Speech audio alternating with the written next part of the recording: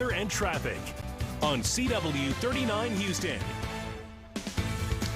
So if you planned on heading to the coast and realized that there was a boat in the middle of the road, you know why? Because it's happening. It did earlier, just a few moments ago, right? A weird one. This is bizarre. You don't see this every day. It's supposed to be in the water, not on the roads. What's going on? I know, choppy waters on the East Tex. Not moving smooth out there whatsoever. We have 4 miles of traffic. So a boat was on the trailer on the back of the truck, and it, after the accident, kind of unhinged, and now it is sitting in your center lanes.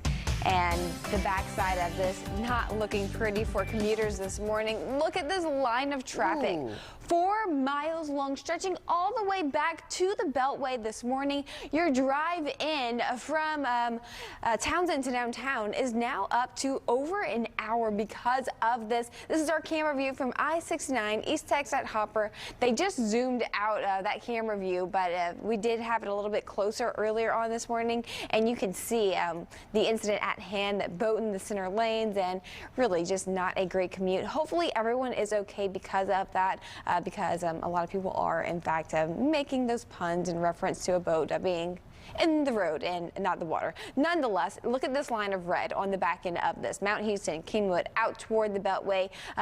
Try to avoid this area as much as you can, unless you maybe do want to pass by that. It'll probably get you a couple of views on social media if you get a picture of this. I-45 or Hirsch Road will be a good alternate if you are trying to get around it, but nonetheless, try to avoid it if you have anywhere to be in a timely manner on this Thursday morning.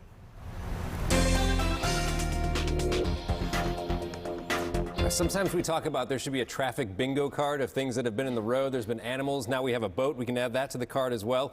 Temperatures right now are chilly. We are in the 40s for most of us. 50 right now at Hobby. This is our coolest morning of the week. Down to Galveston, it's 56. Up to Conroe, it's at 38 degrees. Coldest on the map. Beautiful day, though. We've got dry air, we have sunshine, and as long as you can get to where you need to go today, it'll be a nice day for you. 70 degrees or about 71, somewhere in that range is where we'll top out this afternoon.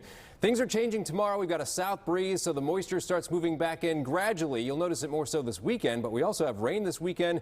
We'll walk you through the timing coming up, and also there's a front coming in that's causing a lot of this rain this weekend. That means temperatures will be up and down. The forecast in a few minutes. All right, thank you, Adam. Well, a Houston police officer is on administrative leave this morning after hitting a pedestrian in Aldine. Now, police say the officer was traveling westbound on Aldine Bender Road when he struck a man that was in the middle lane.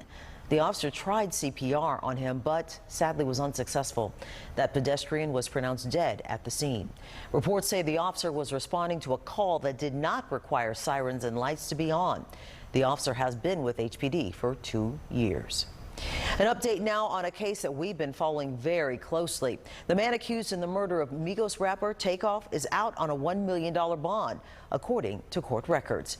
The release comes after Patrick Clark and his attorneys attempted to lower that bond. And while Clark maintains his innocence, detectives say he had a gun in one hand, a wine bottle in the other, when he was caught on camera firing his weapon. Those are the shots that allegedly struck Takeoff on November 1st outside of a bowling alley in downtown Houston. Well, one man is dead this morning after a shooting in North Houston. Police say they found that man with gunshot wounds to his abdomen. Reports also say the man is in his 20s, was inside of a business near North Main Street and Hogan Street when he got into some type of argument with 2 other men. Now, one of the 2 men pulled out a gun and fired it inside the store, striking that victim. The suspects then fled the scene. This investigation continues as well. And new information on a man and a woman who were found dead in what looks like a murder-suicide on Ashland Boulevard in Channelview.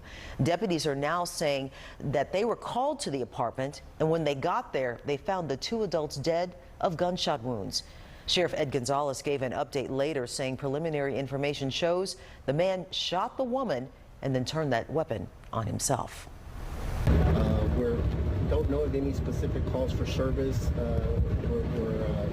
Were dispatched here before. We're told that perhaps they were, but this complex carries a number of different addresses. We're still trying to investigate that, but according to family, there was a long history of abuse between the man and the female. Gonzalez also mentions the adults were of Honduran descent and were a common law couple living in the apartment for over 1 year. And a 15-year-old brother of the man involved in that shooting was actually sleeping in the same small apartment unit when it happened. He was actually the one who found them and called 911 yesterday. Authorities reported 2 murder-suicides within 24 hours, and both cases happened with minors nearby. So our news partner spoke with the owner of Greater Houston Counseling Services about this. Experts say children often don't know how to process trauma like this, so they ignore it. They also say the pandemic has hit society, quote, mentally and socially and emotionally, end quote. So please listen closely. If you or a friend or loved one is struggling with mental health, here's a look at some of the resources available for free nationwide. You can also go to our website, cw39.com/mental health resources for more information. Now let's turn to a separate incident for a moment. Another pedestrian is dead this morning after he was struck in Southwest Houston. Police say that man is in his 40s. He was walking in the number 3 lane of the southbound South Post Oak Road when he was struck by a vehicle traveling south in the same lane. The man was pronounced dead at that scene. The driver did remain at the scene and is currently cooperating with this investigation. A traffic stop leads to a chase for a reckless driver on Highway 59 near Roman Forest Boulevard. Now, this happened before 6 p.m. last night. Police attempted to stop the driver and failed to yield. The chase continued with speeds of over 130 miles per hour in heavy traffic, and that put a lot of drivers at risk. Just before Beltway 8, though, the suspect's vehicle crashed into a guardrail. And as deputies approached, the suspect began cutting his own wrists with a razor blade. The suspect was eventually transported to a nearby hospital with non-life-threatening injuries from self-inflicted injuries and wounds. He is now facing felony charges at this time. Well, an inmate has died at the Harris County Jail, and this marks the first death there this year.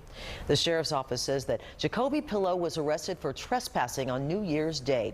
He was about to be released on bond when investigators say he assaulted an officer at the jail and needed to be restrained. Investigators say he received medical evaluation but was later found unresponsive on his cell floor several hours later, and he died at the hospital. Houston police, along with the sheriff's office, are conducting investigations at this time. All right, we got to turn it back to traffic for a moment. We have seen horses before, cows, and even dogs on the roads. Now you can add a boat to that list. I know, sadly, this one was very